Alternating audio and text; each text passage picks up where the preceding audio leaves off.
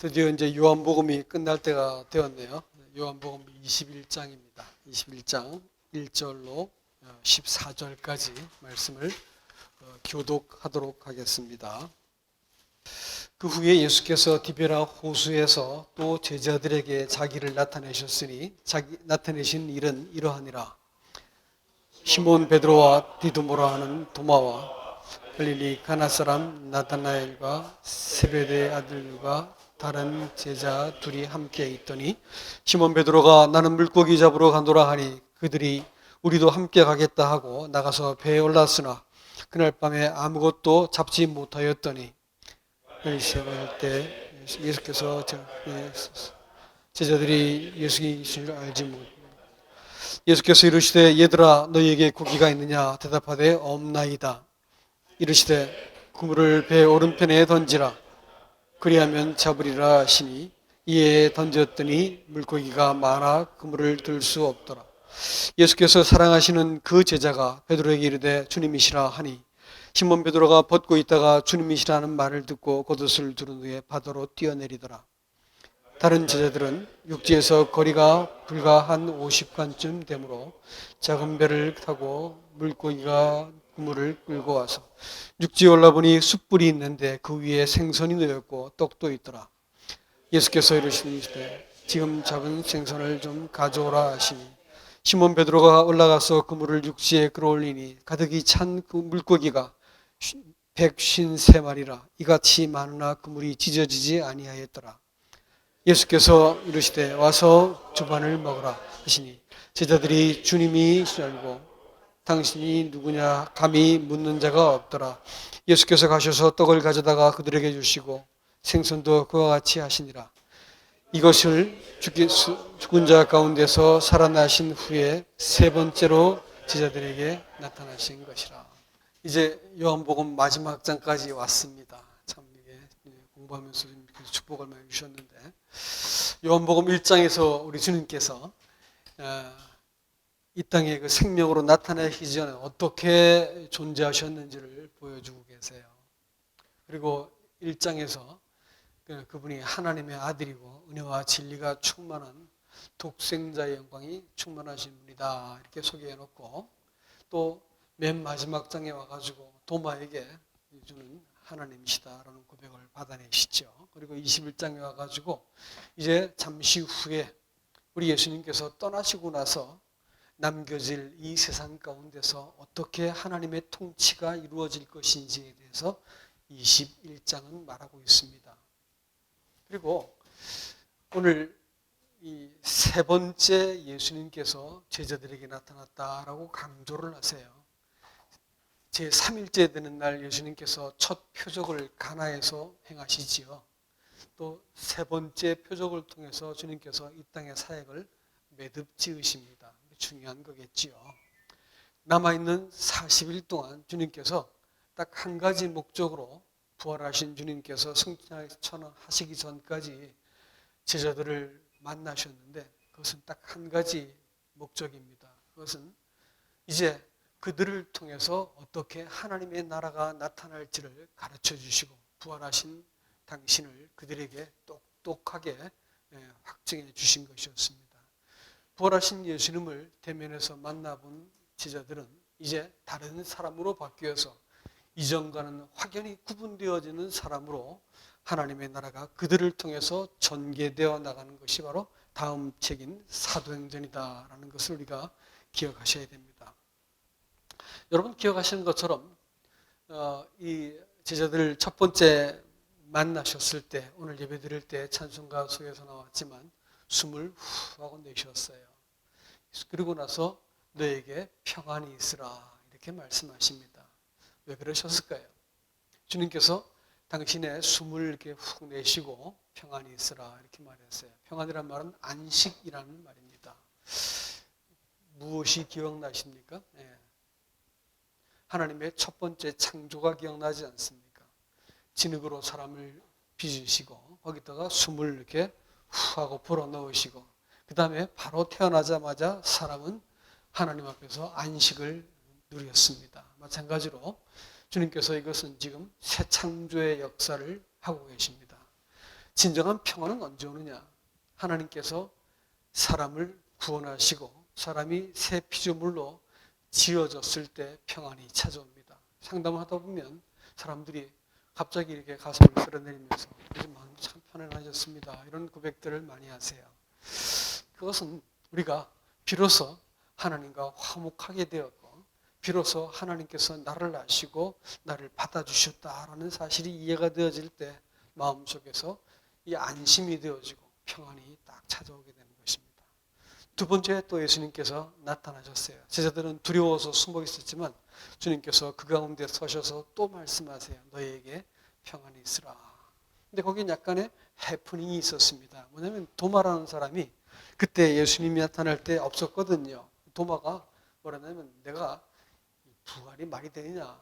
말이야 방구야 이러면서 막 했겠죠. 그래서 근데 오죽하면 손가락 가지고 거기다 넣어보겠다 이렇게 말했으니까 이게 얼마나 잔인한 말이기도 하고 말이 고약합니까? 그렇죠? 요즘 또 고약하다는 말 쓰지 말라 그러대. 고약한 말이란 말이죠. 돌아가신 그 죽으신 분의 그 못자국에 손가락을 넣어보겠다. 이게 참 고약한 짓인데 그렇게 해야 되겠다라고 말하는 것은 절대 안 믿겠다라는 뜻이죠. 내가 내 납득되기 전에는 내가 내 이해 속에 그것이 담기기 전까지는 결코 믿을 수 없다라고 하는 화관일 것입니다. 그런 일은 없어라는 겁니다. 근데 그때 예수님께서 나타나셨어요. 그리고 와서 넣어봐라 이렇게 말씀하세요. 그러니까 손가락을 넣어봤을 거야 안 넣어봤을 거예요 도마가. 성경에 그런 말 없죠. 넣어보지 않았는데 예수님이 나타나셔서 당신이 누구신지를 말씀하셨을 때 살아생전 내가 다시 일어날 것이라는 것을 말씀하셨던 분이 정말 내 눈앞에 있구나라는 걸 아니까 다른 말로 아무것도 하지 않고 하나님이라고 나의 하나님 이렇게 고백을 합니다. 그 믿음이라고 말하는 것. 평안은 두 번째는 이 납득하고 이해하고 우리는 살면서 얼마나 문제와 문제의 이 골짜기를 겪고 지나갑니까? 그렇죠? 우리의 감정은 그야말로 이렇게 막다른 골목까지 몰려가게 되어지고 상황은 도대체 내가 풀 수 없는 것처럼 보일 때가 많지요. 감정이 격해지고 분노가 일어나고 초조해지고 이런 문제들이 끊임없이 우리 인생 가운데 찾아오더라고요. 그런데 말이죠. 그런데 이런 문제가 저절로 평안해지느냐? 아니 성경은 그렇게 말하고 있지 않습니다. 그러니까 주님께서 또 나타나셨죠. 사람에게 나타나서 평안해라 이렇게 말하는데 그때 이 도마의 사건을 통해 가지고 주님은 믿음으로 그러므로 믿는 자가 되어라 라고 말씀하세요. 두 번째 평안은 다름 아닌 믿음을 통해서 얻는 평안입니다. 이 평안은요 주님이 누구신지를 알 때 찾아오는 믿음이고 이 믿음을 내가 딱 적용했을 때 마음속에 평안이 딱 찾아옵니다. 이것은 배우는 거예요. 내게 오라 내가 너희를 쉬게 하겠다라고 말씀하신 주님께서 내게 와서 내 멍에를 같이 메고 멍에를 같이 맨다는 건 뭘까요? 공동체가 된다는 거예요. 한 몸이 된다는 거죠.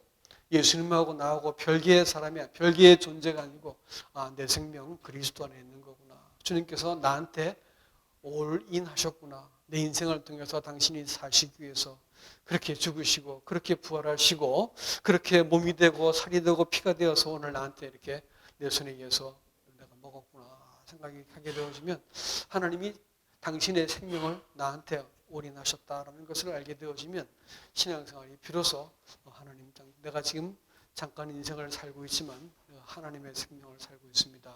이런 고백을 하게 되어지면서 내 속에서 이 불안하게 흔들리던 거나 감정이 격해지는 것이 탁 가라앉으면서 하나님 앞에 내가 나아갈 수 있게 되어진다라는 겁니다. 안 그러면 불안해서 어떻게 살아요? 불안해서. 인생 자체가 불안하지 않나요? 왜 불안할까요?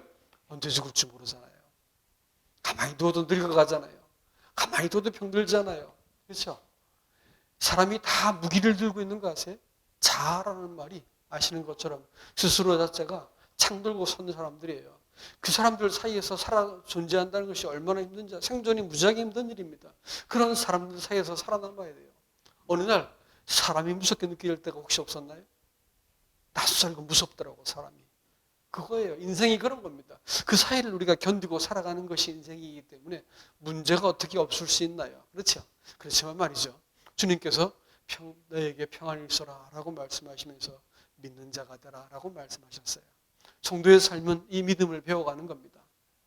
주와 더불어 멍에를 같이 맬 때 내가 너에게 쉼을 줄 것이다.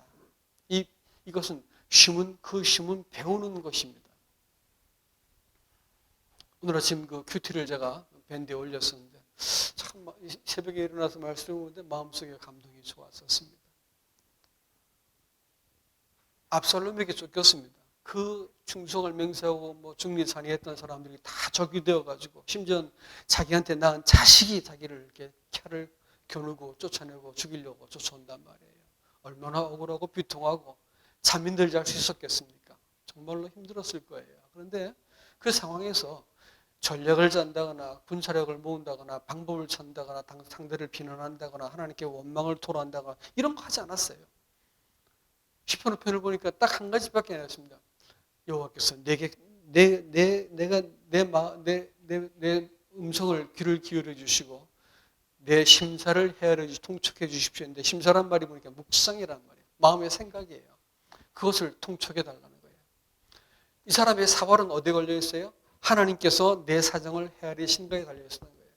그래서 문제를 하나님 앞으로 가져가서 그분이 내 문제를 살피시도록 기도하고 있다는 사실을 기억하시기 바랍니다.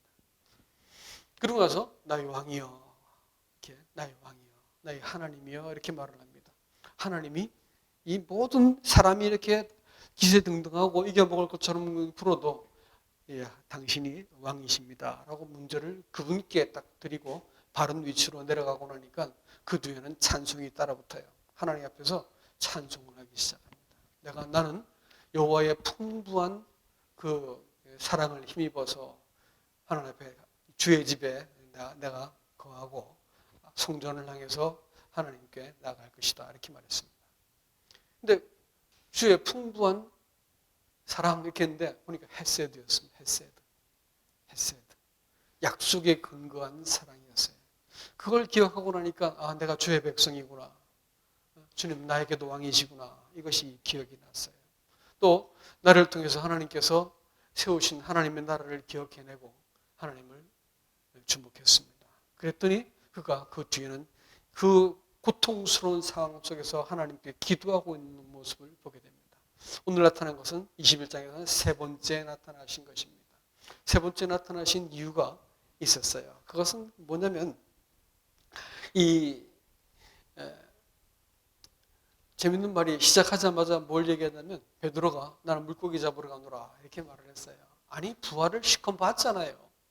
공식적으로 두 번 나타나시고 또 여러 제자들을 통해서 얼마나 많은 얘기를 들었었겠습니까? 그런데 베드로는 그러면 안 되잖아요. 그런데 뭐라냐면 나 물고기 잡으러 간다 이렇게 말했어요.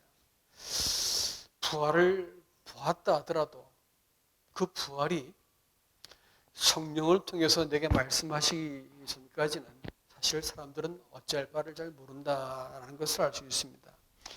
부활하셔가지고 다시 나타나서 용서하신 하나님의 사랑을 알았지만 사명을 몰랐던 거예요. 부활은 보았지만 성령의 인도함이 뭔지 잘 몰랐기 때문에 이렇게 어리석은 결정을 하고 있는 것입니다. 세 번째 만남은 다름 아닌 사명을 위해서입니다. 여러분 우리가 이 땅에 살면서 좀 더 나은 그 주거 환경이나 좀 더 나은 자동차나 좀 더 나은 가정이나 좀 더 나은 삶의 어떤 환경을 구축하고 재밌고 잘 살다가 나중에 죽는 것이 인생의 목적이 결코 아닙니다. 여러분 그것은요 삶에 따르는 혜택인 것이지 그것을 목적이라면 돼지지요 돼지 그렇죠. 근데 사람들은 내가 왜 이 땅에 보내졌고 내가 왜 살아야 되는가라는 질문을 정말로 하지 않고 살고 있다는 것이 기가 막힌 이야기입니다. 심지어는 성도들조차도 내가 왜 살아야 되는 걸까라는 것을 질문을 하지 않고 살아요. 그래서 좀 더 나은 직장과 일을 찾고 또 좀 더 나은 환경을 만들기 위해서 적금과 주식과 코인을 찾고 이러고 살고 있는 것이 인생의 목적이라 생각합니다. 교회는 좀 나가지고 예수 믿는다고 말은 해주지만 인생의 목적이 없는 거예요. 목적이 없고 그것은 하나님 인생이 아닌데 하나님께서 그 인생을 돌아보셔야 될 이유가 있을까요? 인생이 헷갈리는 것이 바로 거기 있는 것입니다. 그럼에도 불구하고 주님께서 제자들을 찾아오세요. 포기하지 않고 찾아와가지고 제자들에게 당신이 누구신지를 보여줍니다. 그리고 뭐라 하냐면 예수님께서 내가 일어난 후에 제자들보다 먼저 가서 갈릴리로 가겠다 이렇게 말씀하셨거든요. 근데 제자들이 갈릴리로 갔을까요? 안 갔을까요? 안 갔어요. 안 가고 예루살렘이 다락방에 모여가지고 지들끼리 웅성웅성하고 이렇게 거기서 모여 있었던 거예요. 안 갔어요. 가라고 분명히 말씀하셨는데. 그러니까 예수님께서 거기 2번이나 나타나셨습니다. 언제 간 줄 아세요? 하다 안 되니까 에이 물고기나 잡을 거야 이러고 이제 그때 비로소 물고기 잡으러 간 거예요. 그냥 간 게 아니고 물고기 잡으러 예전에 하던 짓 또 하려고 간 거죠.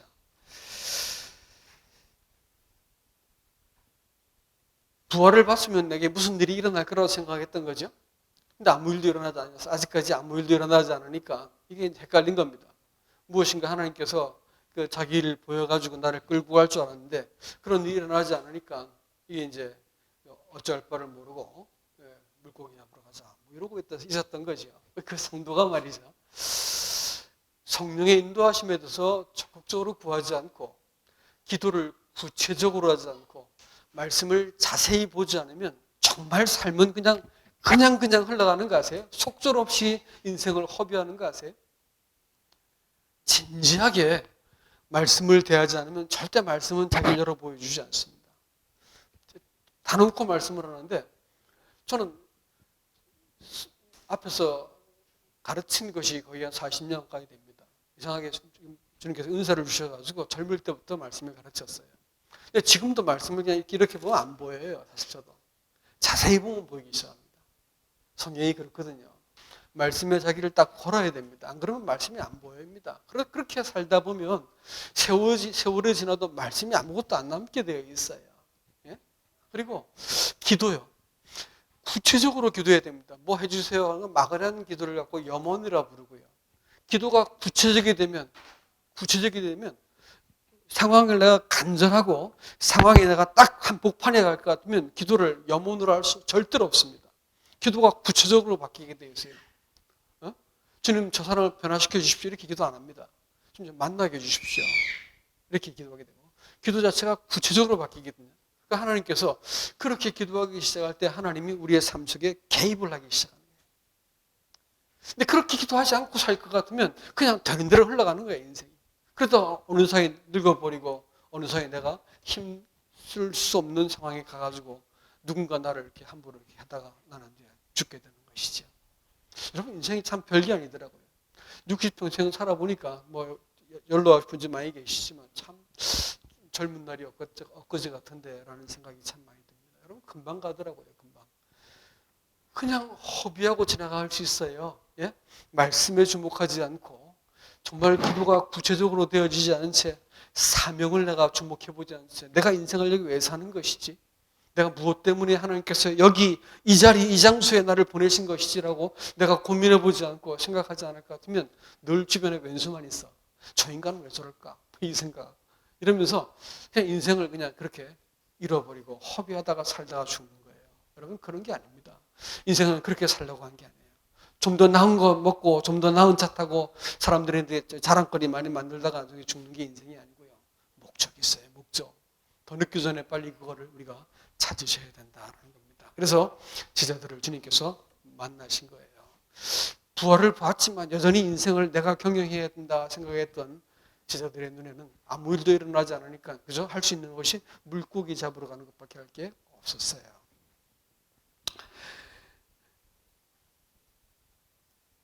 이전에 하던 짓 하니까 일이 될 리가 있나요? 밤새도록 물고기 잡았지만 못 잡았습니다. 아무것도. 이전의 삶의 방식은 실패할 수밖에 없다는 것을 우리들에게 보여주고 있습니다. 예수께서 갈릴리 바닷가에 서서 제자들을 바라보고 있었지만 한 100여 미터도 안 된 거리니까 빤히 보이지 않겠어요? 그런데 제자들이 예수님을 몰라봤다 했습니다. 그렇죠. 잘못된 길에 서 있으면 주님이 곁에서도 안 보인 거예요. 오른쪽에 그물을 던져라? 물고기가 없다는 말이에요. 여기저기 놀았다는 얘기 아니에요. 바로 곁에 있어도 못 잡았다는 얘기예요. 물고기를. 오른쪽에 던져라 했으니까요. 그죠? 예수님을, 여러분, 이거 누가복음 5장의 말씀에 재현되고 있는 거 혹시 아세요? 이 말씀은 누가복음 5장에 베드로가 예수님을 처음 만났을 때하고 좀 이 상황이 재현되고 있어요. 그때는 어떻게 했어요? 그물을 깊은 곳에 던지라 했어요. 그물은 깊은 곳에 던지는 게 아닙니다, 사실은. 왠지 아세요? 이렇게 해서 착해서 아래 물 이렇게 바닥에 탁 떨어져야지 잡아 올리면서 거기 물고기가 이렇게 감싸서 올라오잖아요. 깊은 데 던지면 그게 안 쉽거든요. 근데 깊은 데 던져라니까 베드로가 기가 막히니까 빈정거리면서 선생이요. 내가 밤새 했는데 안 됐는데 한번 해볼게요. 이러면서 던졌는데 물고기 잡았어요. 그물이 막 찢어질 만큼 잡히니까 내려와가지고 이렇게 많이 잡게 해서 오 할렐루야 이렇게 하지 않고 주여 나는 죄인입니다. 저를 떠나소서 이렇게 얘기합니다. 그때 주님께서 뭐라 말씀하시냐면 네가 오늘부터 사람을 낚는 어부가 될 것이다. 이렇게 말씀하세요. 놀랍게도 이 상황을 고스란히 똑같은 상황을 다시 재현하시면서 이제는 인생을 그저 먹고 사는 것을 위해서 그물을 던졌던 사람한테 깊은 곳에 던지라 이렇게 말을 했습니다. 삶이 그렇게 먹고 사는 문제, 사명을 모르고 인생을 이렇게 먹고 사는 문제 절절매면서 밤새도 소득 없는 인생을 살고 살다가 죽는 게 인생이 아니고 깊은 데 던져야 했던 것처럼 이제는 주님께서 오른편에 던져라 이렇게 했습니다. 잘못된 선택 때문에 잘못된 자리에 와 있잖아요. 오른편에 던지라 했어요. 밤새 잡았는데 물고기는 요리조리 피해 당겼겠죠?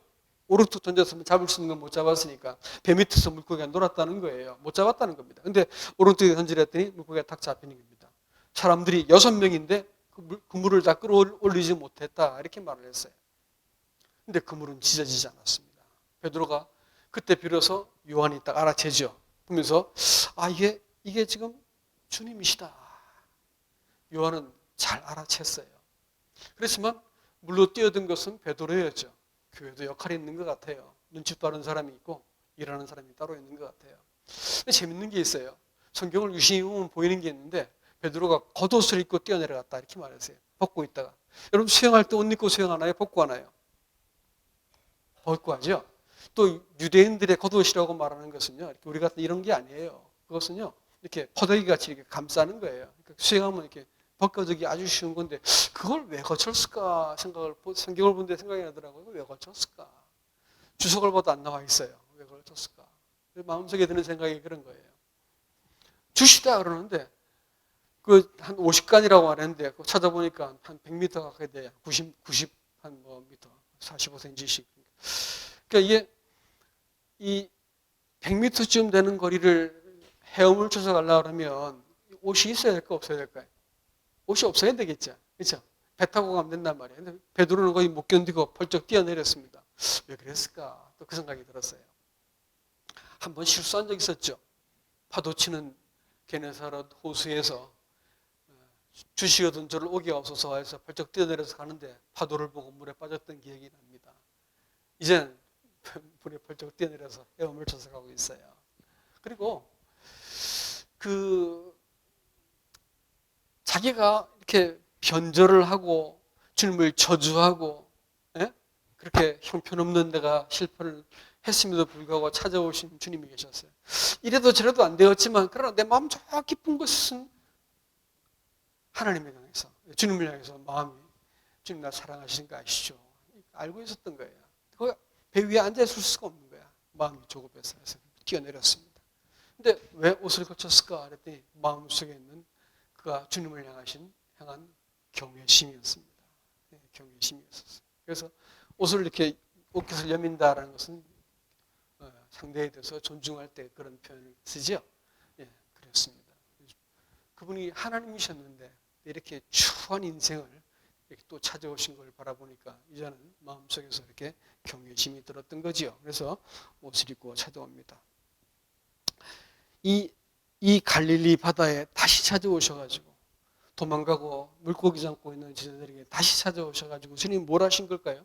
내가 너를 사람 낚는 어부 되게 하리라 라고 하는 그 약속의 말씀을 성취하기 위해서 오신 거예요. 인생은 그렇습니다. 하나님이 우리를 통해서 자기 일을 마치기까지는 우리를 놔주지 않으세요. 포기하지 않는다고요. 근데 인생이 내가 이 땅에 왜 살지란 걸 한 번도 생각하지 않고 되는 대로 사는 사람들한테는 참 가슴 아프겠죠. 하나님께서 깝깝하실 겁니다. 여러분 뭐 때문에 사세요? 뭐 때문에 도대체? 주님은 바로 이 약속하신 말씀 때문에 그를 만나신 거예요. 그런데 말이죠. 왜 제자들한테 갈릴리로 가라 이렇게 말씀하셨을까라는 거예요. 갈릴리에서 내가 너희들보다 먼저 가겠다 뭐 이렇게 얘기했습니다. 근데 이 갈릴리로 왜 가라 하셨을까라는 생각을 하면서 이제 좀 연구를 해봤습니다. 그랬더니 그것은 주님이 원래 갈릴리라고 하는 곳이 어떤 곳일까요? 이방의 땅이었었고 그늘진 곳이었고 뭐 이런 곳이었죠. 멸시받는 곳이었습니다. 갈릴리에 나사렛이 있었고 예수님께서 거기서 나시고 거기서 자라시고 나사렛 사람이라고는 멸시를 당했고 이사야도 예수님에 대해서 멸시를 당할 사람이 좀 메시아가 멸시를 이렇게 당할 것이다라고 말했던 곳이 바로 이 나사렛도 갈릴리였습니다. 근데 이제 그 예수님께서 첫 번째 부활하셔서 제자들과 만났을 때 뭐라고 말씀하시냐면 그 숨을 내쉬고 특별한 말씀을 하시는데 그게 뭐냐면 아버지께서 나를 보내신 것처럼 나도 너희를 보낸다 이런 말씀을 하세요. 여러분 이게 참 깊이 생각해 보셔야 될 말입니다. 하나님께서 자기 피로 구원하시고 새로 지는 사람들은 반드시 자기의 뜻을 따라서 우리를 세상을 향해서 보내신다라는 것입니다. 내가 먼저 갈릴리로 가야 되겠다. 내가 가리라라고 하시는 말씀은 마태복음 26장 32절에 나와 있는데, 근데 이 말씀을 듣다 보니 재밌는 게 원어가 참 재밌게 되어 있습니다. 내가 먼저 갈릴리로 가리라 했잖아요. 이 상황은 뭐냐면 이게 프로막소라고 하는 그 헬라어인데 뜻이 뭐냐면 목자가 양을 인도하다, 이끌다라는 말이에요. 내가 간다는 말이 뭐냐면 내가 그리고 가리라 했던 말이 내가 먼저 가리라 했던 것은 내가 너희를 반드시 이끌고 가리라 이런 말이 되는 거예요. 이 말이 참 재밌잖아요. 그게 뭘까요? 여러분 주님은 그분이 사신 생애가 뭐냐면 뭘 이해와 뭘 인정과 십자가에 죽을 때까지 주님이 당한 구원보다 더 컸던 게 뭐냐면 구원을 해야 될 사람들이 자신을 멸시하고 모욕하고 조롱한 거예요. 아무도 당신이 하고 있는 일을 이해하지 못했어요. 제자들은 반대하고 도망가고 했죠. 배반해 팔아버렸습니다. 사람들은 예수님께서 그들을 위해서 십자가에 죽고 구속을 이루고 계신데 하나같이 조롱을 했단 말이에요. 조롱받으면서 십자가길을 뚜벅뚜벅 가신 것이 주님이세요. 구속에 있어서 사람은 아무것도 한 게 없고 방해만 했어요. 반대하고 조롱했다고요. 그렇지만 구속을 위한 하나님의 계획은 아무도 말릴 수가 없었습니다. 주님은 그 길을 마침내 가신 것이죠. 그런데 이제는 혼자 가지 않고 같이 가겠다는 거예요. 내가 먼저 갈릴리로 가겠다. 내가 너희를 이끌고 갈릴리로 데려가겠다. 갈릴리가 어떤 땅이에요? 그늘진 땅이에요. 갈릴리가 어디예요? 이방의 땅이고 사망의 땅이라 이렇게 말했습니다. 심지어는 나다나엘도 나사렛에서 무슨 선한 게 나라고 말할 만큼 멸시받는 곳이었어요. 주님은 그렇게 거기서 나시고 거기서 사시고 거기서부터 사역을 시작하셨다. 그래서 고향에서 사람들에게 이렇게 쫓겨나고 멸시를 당하신 것이었죠. 근데 거기를 누구를 데려가겠다는 거예요? 제자들을 데려가겠다는 거예요. 여러분 신앙생활이라고 하는 그것은 우리가 주님을 섬긴다고 말하는 그것은요. 시작한 지점이 중요합니다. 출발점이 갈릴리부터 시작해야 되는 거예요. 그것이 무슨 뜻이냐면요. 사람들은 자기가 강해지고 자기가 인정을 받고 이렇게 되면 일할 수 있다 생각해요. 또 그렇게 해야지 간증이 된다 생각하죠. 근데 사실은 성경이 말하는 것은 그게 아니에요. 주님이 가장 낮아지시고 가장 약해졌을 때 가장 위대한 구속을 이루셨잖아요. 그리스도인들이 성도들이 교회에서 약해지지 않아서 문제를 일으킨 것 같아요. 문제 일으키고 있는 사람 다 보세요. 약해지지 않고 낮아지지 않아서 문제 일으킨 거예요. 낮아지면 문제가 없어요. 사역은 사람의 힘과 능력을 통해서 성취되는 것이 아닙니다. 그것은 하나님이 작정하신 그 구속, 하나님이 작정하신 그 힘과 능력을 통해서 이루어지는 것입니다. 그러기 위해서 하나님께서 가장 못나고 약한 사람을 선택하셨어요. 그래서 그 사람을 통해서 하나님의 구속을 또 하나님의 일들을 이루어 가신 겁니다. 문제는 뭐냐면 사람이 잘나고 똑똑하고 높아서 문제예요. 좋습니다. 잘나서. 자기가 무너지고 약해지고 자기를 부인하는 법을 배우지 못한 사람, 그리스도인들은 절대로 하나님의 일을 할 수 없습니다. 그거 못 배워서 하나님의 일이 삐걱삐걱거리는 거예요. 자기 깃발 흔들어대는 거예요. 자기 부인을 배우지 못한 사람들은 주님 섬길 수 없습니다. 그래서 만일 너희가 나를 쫓으려거든 날마다 자기 십자가를 지라라고 말씀하신 것은 다른 이유입니다. 주님 우리 같은 사람을 굳이 선택하셨어요. 제일 못난 사람이기 때문에 그렇습니다. 그래서 우리를 선택해서 하나님께서 얼마나 이 일이 하나님의 능력으로, 하나님의 힘으로, 하나님의 작정하심을 통해서 일을 할 수 있는지를 보이기 위해서 우리 같은 사람을 선택하셨습니다. 우리가 이 거절하면 어떻게 할까요? 잔을 옮기세요. 다른 사람을 통해서 하실 것입니다. 그러나 우리 불러주셨어요. 여기 앉아있게 만들었잖아요. 우리 인생을 가지고 주님 제가 무엇을 할까요? 되물어보셔야 됩니다. 물고기가 처음 만났을 때는 그물이 찢어지고 몇 마리나 잡았는지는 몰랐습니다. 이제 두 번째는 주님께서 내가 너를 사람 낚는 어부가 되게 하겠다라고 말씀하신 분께서 이제는 내가 나를 사랑하느냐 물으시면서 목자가 되게 하세요. 그래서 그 물고기가 6명이나 가서 그 그물을 다 끌어올리지 못하는데 먼저 뛰어내려온 베드로가 예수님 앞에 면목 없이 서 있었지만 주님 말씀을 듣고 잡은 것 좀 갖고 와라 이렇게 말씀하니까 가가지고 베드로가 그것을 끌고 왔다 이렇게 말했어요. 6명이 하던 일을 혼자 했어요. 그겁니다, 여러분. 여전히요. 우리가 면목 없게 주님 앞에 선다 하더라도 하나님 앞에 서본 사람들이 6명의 몫을 하고 있는 겁니다. 그래서 베드로가 그물을 끌고 왔다라는 특별한 표현이 나오는데 참 그 표현이 좀 재밌다고 들여다봤는데 생각하면 그렇습니다. 6명이 감당 못한 그물을 혼자 끌고 왔다는 거예요. 주님은 이렇게 면목 없이라도 하나님 앞에 섰던 사람, 서는 사람들을 하나님 사용하고 있다는 것을 우리가 기억하게 됩니다. 그때는 숫자가 세워지지 않았지만 주님은 이제 숫자를 계산해서 153마리 딱 알고 계셨어요. 그리고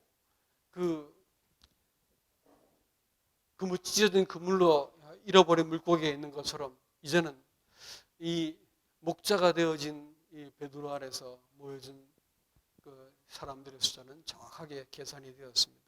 시편 87편에서는 하나님께서 그날에 사람마다 민족마다 등록하시게 하시겠다.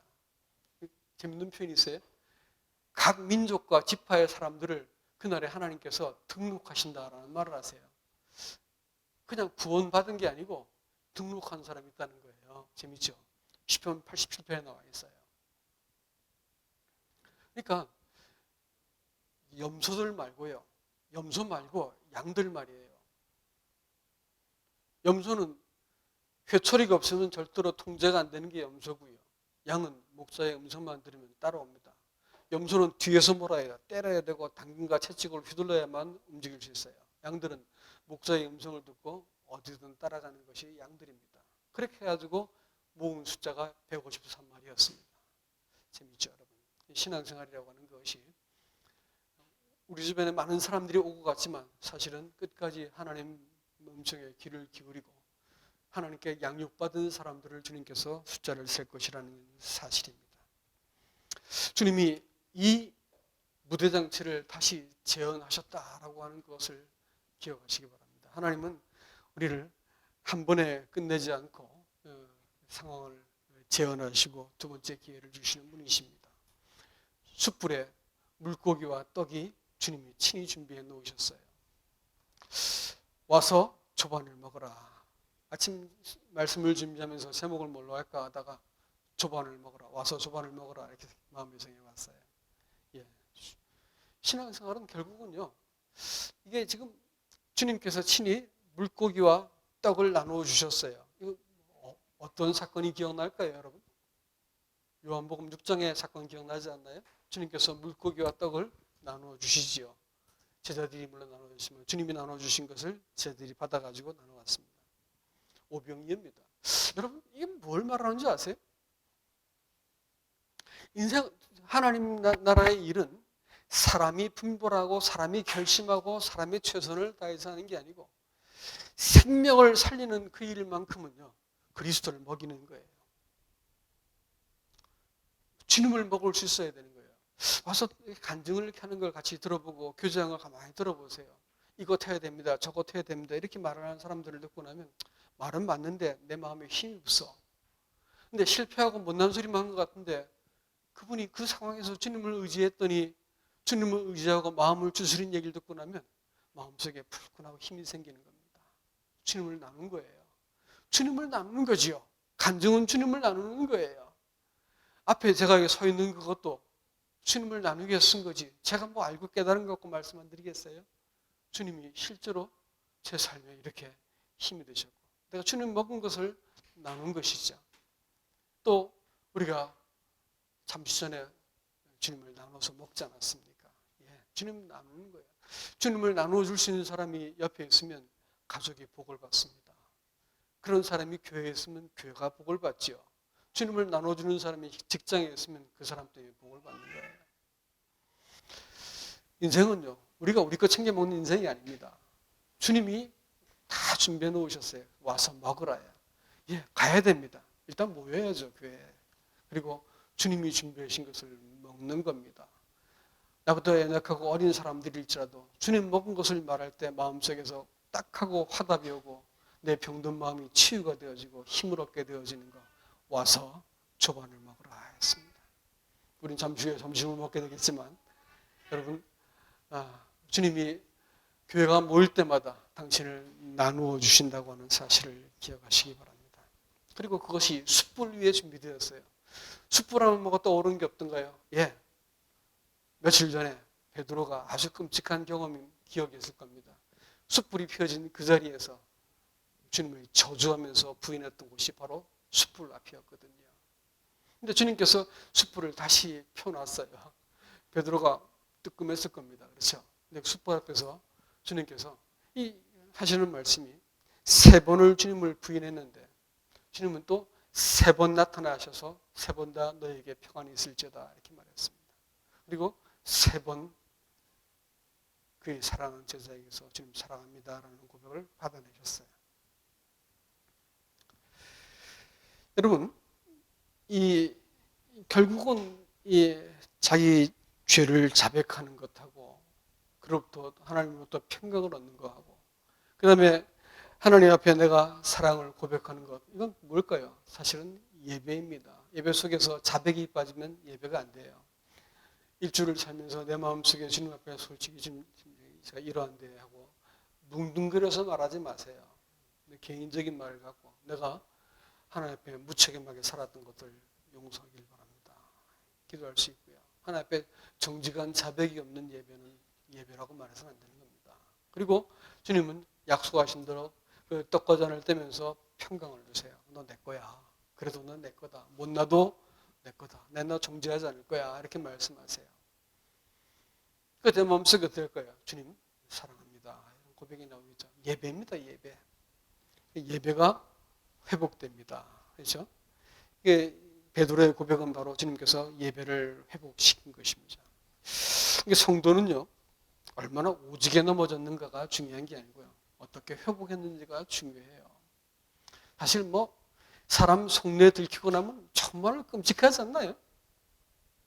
부부싸움을 이렇게 막 치열하게 하는 이유가 뭘까요? 들켜서 그렇죠. 네가 어떻게 막 죽고 못 살겠다고 결혼하는 사람들이 나중에 싸우고 이혼할 때 말을 들어봤거든요. 막 험한 말을 하면서 자기를 그렇게 취급했다. 이런 식으로 해서 막 상대를 막 비난을 하더라고요. 중재를 할 수가 없어요. 그 아주 격하게 미워하는 그 마음을 통제를 할 수가 없더라고요. 제가 중재해 줄 수가 없었습니다. 결국 이혼해 버리더라고요. 여러분, 그리스도인들은 사실은 넘어질 때 참 하나님 앞에 면목도 없고 자기 속내가 다 들키는 거 아니겠어요? 참 이게 형편없는 인간이라는 것이 다 들켜버립니다. 하나님에게도 사람에게도 때로는 들킬 때가 있어요. 그런데 말이죠.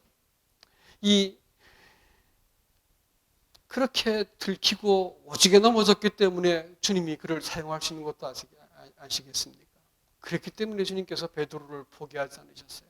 넘어진 사람들이 주님이 사용할 수 있는 사람들입니다.